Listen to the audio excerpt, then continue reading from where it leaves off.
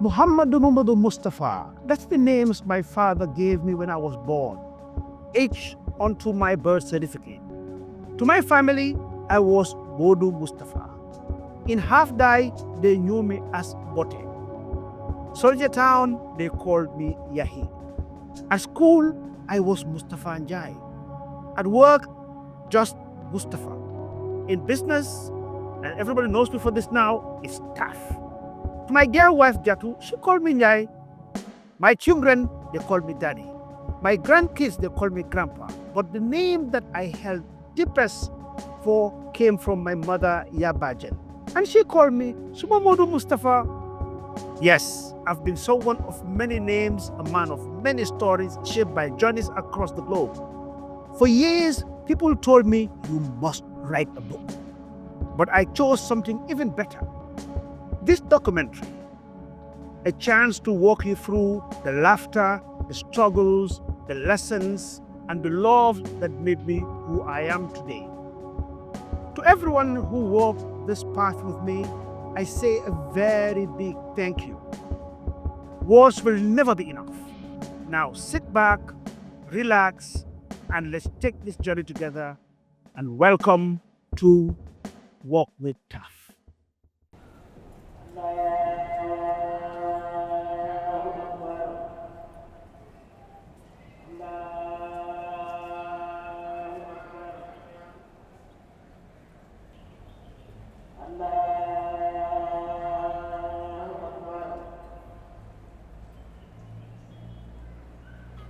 Good afternoon, beautiful listeners. Welcome to Afro Radio. You're listening to the Let's Talk Show live on 107.6 FM. My name is Mariam Makuli, and it's another beautiful afternoon here in the studio.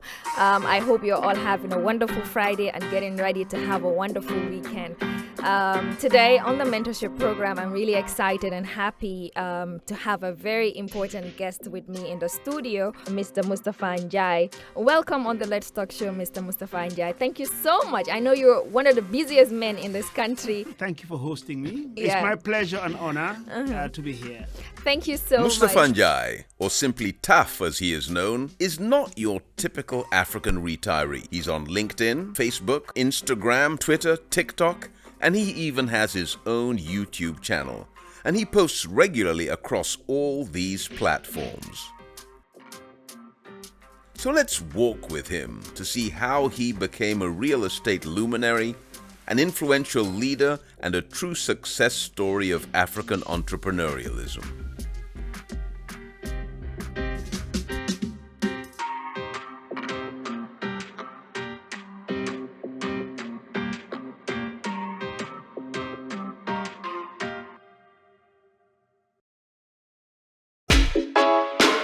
This is the Gambia, Africa's smallest non-island country. You may have heard of Kunta Kinte, or maybe you've recently read about the Smiling Coast with its wonderful beaches. But let's go back a few years. Aside from its 50-mile coastline on the Atlantic Ocean, the Gambia is today surrounded entirely by the Republic of Senegal, the result of a 19th century agreement between the colonial powers Great Britain and France. And when the Gambia took its independence from Great Britain on the 18th of February 1965, Mustafa Njai had just turned 8 and was living in the capital Banjul, which at the time was called Bathurst. Mustafa's mother was a street food vendor, and his father was a civil servant. And together they raised their family of 11 children in a 2-bedroom house based on a strong Muslim faith and a deep commitment to family values. Wow. I went to this class, this was 4B. 4B, I started doing woodwork, which today my career is about this. So it all started here. When Mustafa graduated from Gambia High School in 1975, he hoped to travel abroad to further his studies, like so many of his classmates. But his father just didn't have the money to allow Mustafa to fulfill his dream. My father passed away in 1979. I was only, 12 20, 22 years old. Our dad, for us, has always been a very loving father. He took care of us in ways which I think were exceptional in that day and age. My mom used to go and sell sandwiches in the mornings, and my dad would make sure that we all had breakfast, we all were properly dressed, and we had a special bond with him. And in a way, his dying was very much a shock, because I think we were all transitioning. Now, if the father is no longer around, somebody has to step in. And he stepped in. For my brother too, that came in as quite a change, because then he also now had to assume responsibilities as the male head of the family. He took up all the challenges.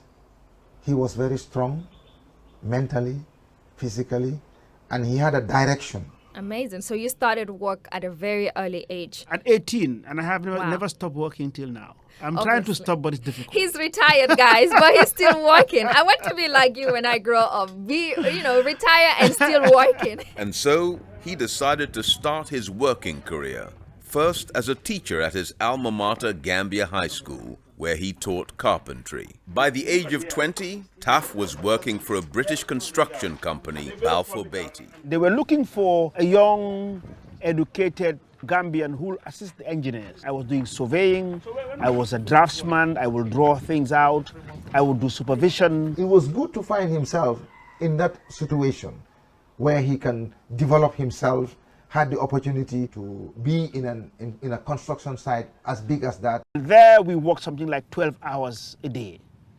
And I had over probably 32 or so British, expatriates who I worked with. And I was then promoted as a site engineer. So everything they did, mainly in construction, I was there to double check.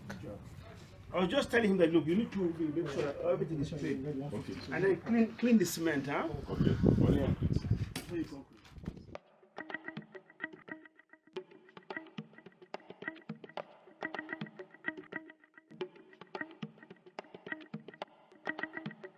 So we woke up in the morning, very ignorant about what was going on. Around the mid-morning, 10 o'clock, two of my friends and I said, well, let's go out there and see what was going on. You were hearing gunshots from far. I just felt a bullet through my thigh. Boom! But I was so lucky, it didn't hit my bone. So I saw the blood was just sprinkling out. And I had to be rushed and then put on an ambulance and to the theater. It was at the very beginning of the event, so I was lucky. So they took the bullet out. If it had hit my bone, definitely my leg would have been amputated. And at the time I show it to the kids, why they should embrace peace and unity. That you haven't witnessed this, so please don't take peace for granted.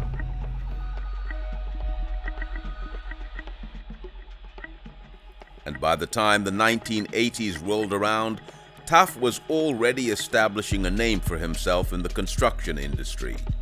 He took part in a number of large-scale construction projects and traveled the length and breadth of the country. As a young man, he was earning a good salary. He was the father of a 2-year-old girl, Saini. He'd started to build his first house, and he'd just met his future wife, Jatu. I was working for Balfour Beatty, and we were building this big hotel. And my wife was working as the secretary to the personnel manager. Yeah. It was the hotel where I worked and retired from. Yeah. I knew the time that she would walk into the hotel. I will be at a distance, and with my surveying instrument, I will increase and see her through my lens. I courted her for quite a while, and we dated for almost, I think, 5 years before we got married. Following his time at Balfour Beatty, he worked briefly for Luis Diaz de Lozada, a Spanish-owned construction company, before joining a local Gambian construction company, Sehu Cisse & Sons, where he soon rose to become the assistant general manager, the second in command behind the MD. Today, as you survey the terrain of modern-day Gambia, TAF's fingerprints seem to be all over its landscape. The many different construction projects that he has been involved in represent his years of apprenticeship, his years of grooming, his university, his learning academy, because all those experiences combined together would later allow him to soar on his own, leading his own team to the heights of the construction industry. In the year 1990, with his business plan in hand and financial help from his uncle, the late Dr. Ibrahim Malik Samba, Mustafa launched his own construction company. Morning. Morning, morning, Naham. Morning. Naham. That's good. I'm the last one there. Morning, Naham. He was now CEO of TAF Construction, and this would eventually become the launching pad for his global vision. When I started my business, I first was targeting private businesses. So I built like private warehouses, offices, and also residences. There was a vacuum. There was a need for somebody like Mustafa in the industry at the time.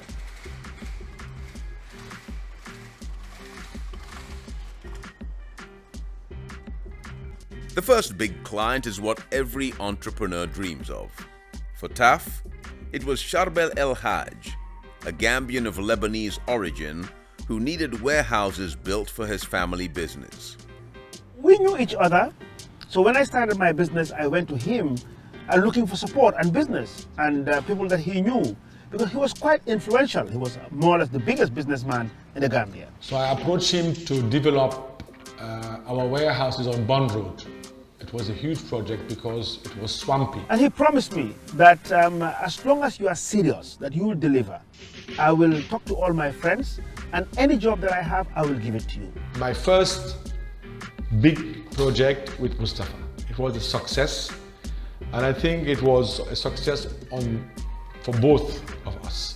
After several big contracts, Mustafa started to establish his brand across the Gambia. And with his red TAF billboards emblazoned across every construction site, more and more people began to take notice. Assalamu alaikum.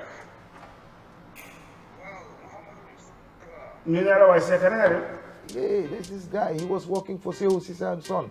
He was working for, he's this guy, you know. The people would pass, drive by and see this warehouse is coming up.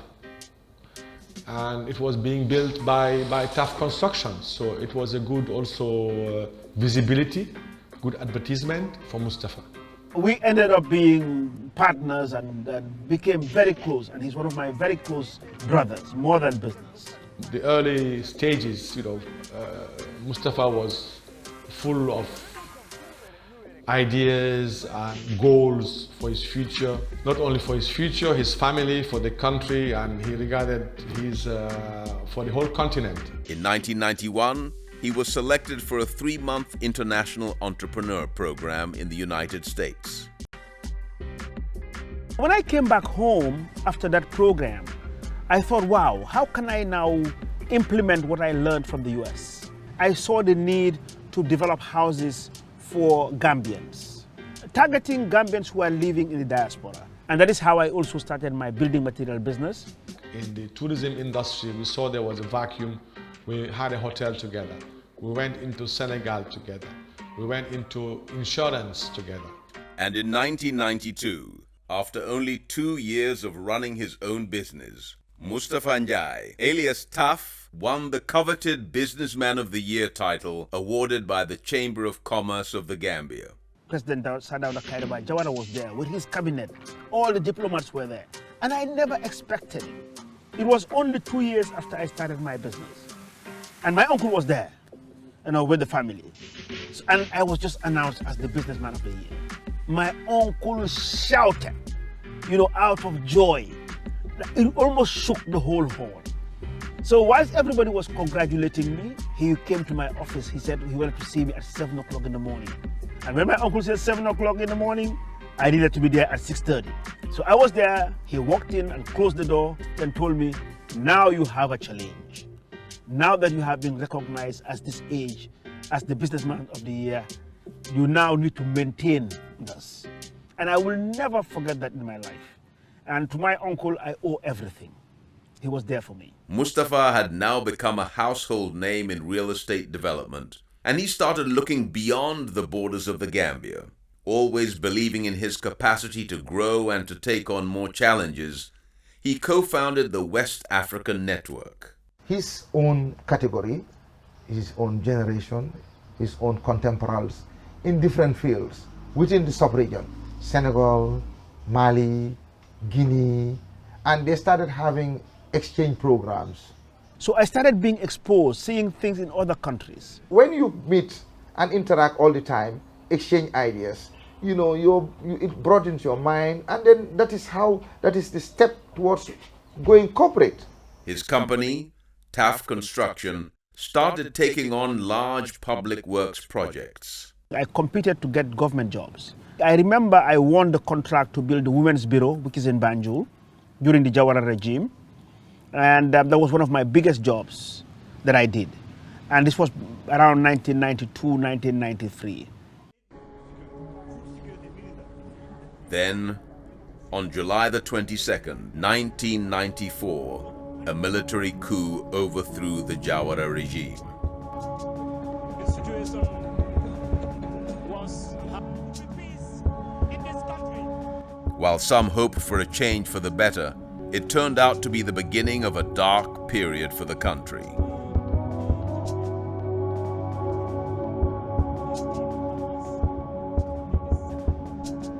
On the surface, it was a calm and bloodless regime change, but in the end, it isolated Gambia politically and economically.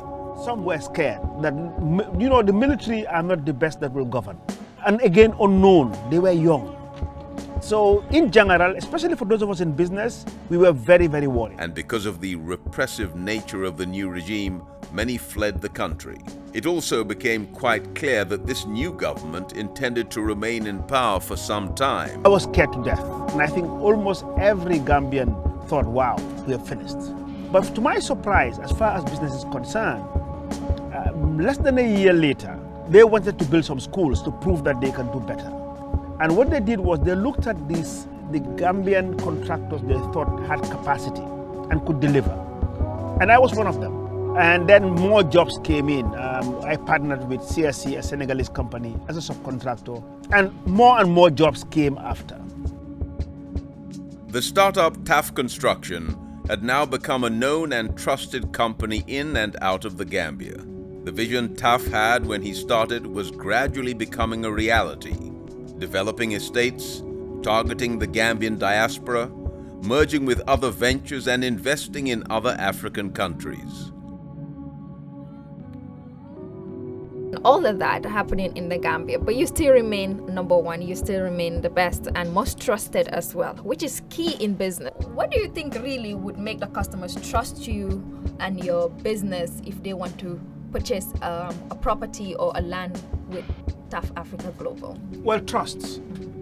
I mean, in every relationship, you need to develop a trust. And the trust is developed through honesty. And I do tell the young ones all the time that two things that I think that you need to have, to be successful is one, hard work.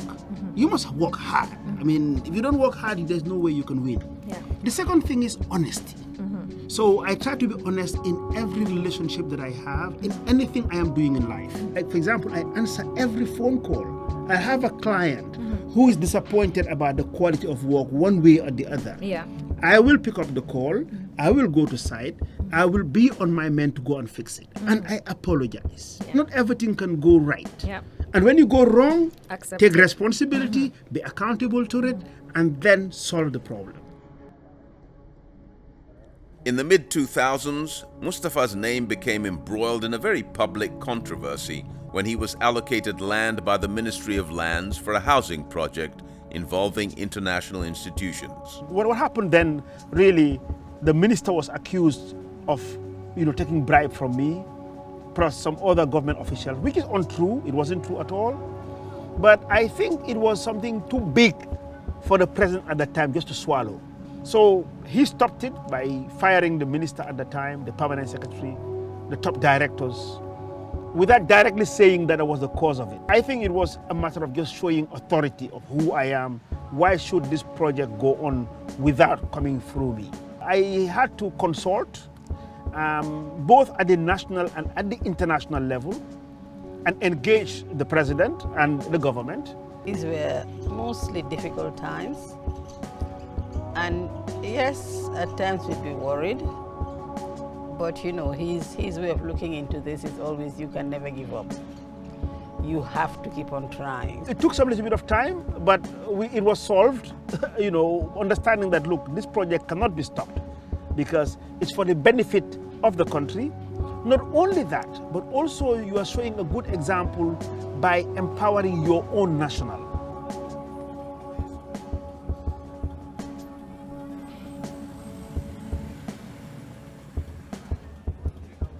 I just decided to pull out of those type of business. And that is why I went into mass housing, where I don't need to really corrupt anybody or bribe anybody to get a job.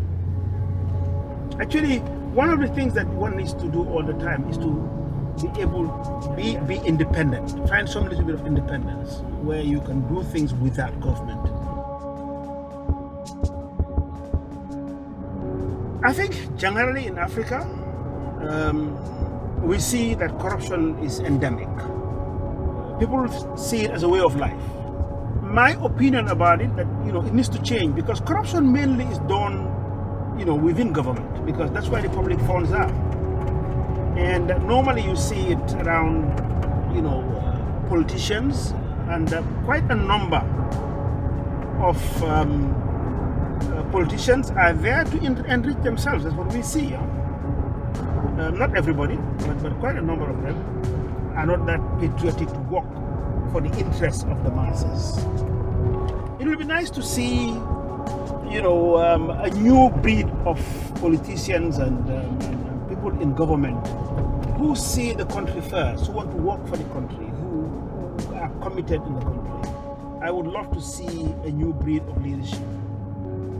And again, this is both in government and in the private sector. We need to really change the way we think. It's not sustainable, because otherwise, as we are seeing, crime will just be going up, because the divide between the poor and the rich is just increasing. So I'm not too sure how it will be done. I try to put some little bit of prayers in it, that one day we will see, one or two or three who wants to change the way things are done and rule better, be better leaders. Mustafa's family is part of the Tijaniya Brotherhood, which traces its roots to the Maghreb. Tijaniya is an order of Islam that places great importance on prayers, culture, and education.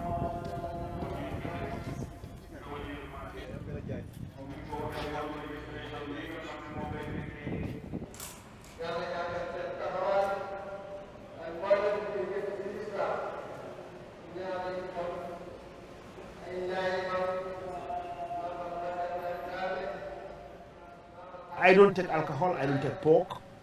I follow all the practices as a Muslim, but I'm also very tolerant to the other religions. Being raised in Banjul those days, there was a lot of liberalism. We never saw a divide between Muslims and Christians.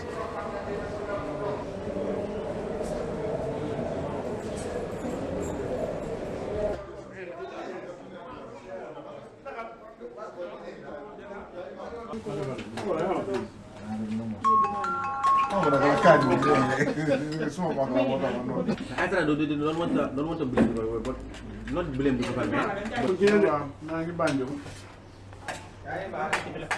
Hello? Talking because you have to you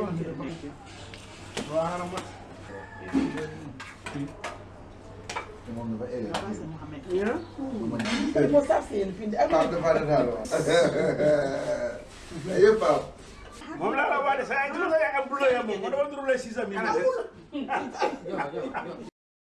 Mustafa treasures having weekly routines with his family. He also regularly meets up with his childhood friends in what is called their vue, taken from the French word rendezvous, meaning appointment. Like whenever it's a feast. We all come together for one day like this. Some of us have held very high responsible positions, like state ministers, and express our opinion. You know, we feel like we're still teenagers. We joke with each other, we laugh. You can see we still bring our attire. But if anything, I mean, my confidence was developed through here. By the year 2010, the situation in the Gambia had become very difficult. The government didn't have any good atmosphere for me to practice my business. So yes, at times I really felt threatened, and I was very careful. So when opportunities came to go to Nigeria in 2012 or so, I just grabbed it, and I knew, look, this was the time to leave and, you know, exploit other opportunities.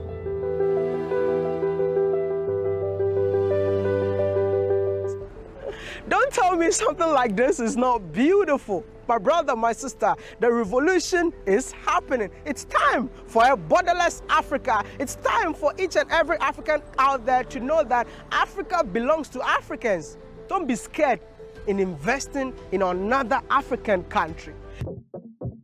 While on a flight to South Africa, a friend of TAF's met a senior Nigerian civil servant who worked in public infrastructure and was looking for a developer to help deliver mass housing in the south of his country. This friend immediately connected the two. Now, fast track, I invited this gentleman, Chidi, to Gambia to come and see what we were doing. He was happy, he was convinced that I could do it. I went to Nigeria, he introduced me to the governor of River State at the time, and he wanted to do mass housing for public servants and also for the private sector.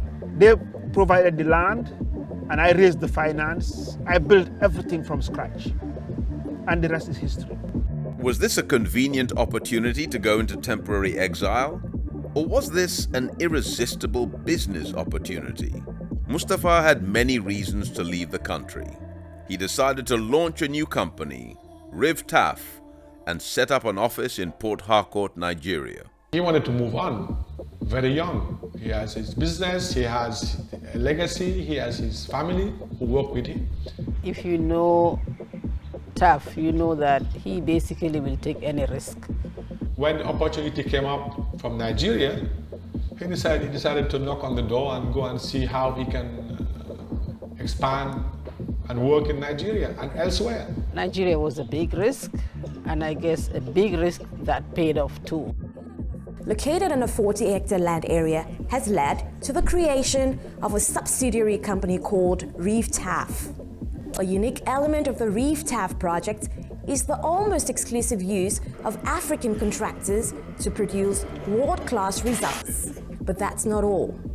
Mustafa Njayi is also taking an unusual approach to recruiting by employing a largely female workforce in administrative positions. I happen to be one of the few people who first went to visit the project at the time. In 2014, I was very emotional. I didn't want him to see it. I was very emotional. Because from the airport, he went, took me around to show me everything. He showed me so many things. But to me, I didn't even pay attention. I was so filled, my heart was so filled with joy. You know, look at this guy. You know, I mean, look at all what he went through in his own country. Look at the reception he has and the opportunity he's been given in a different country. Destiny brought me here. Hey, you keep on saying I was destiny. destined to be here. But the problem is that, look, there was an opportunity. Because then in Port Harcourt, there was nothing like this.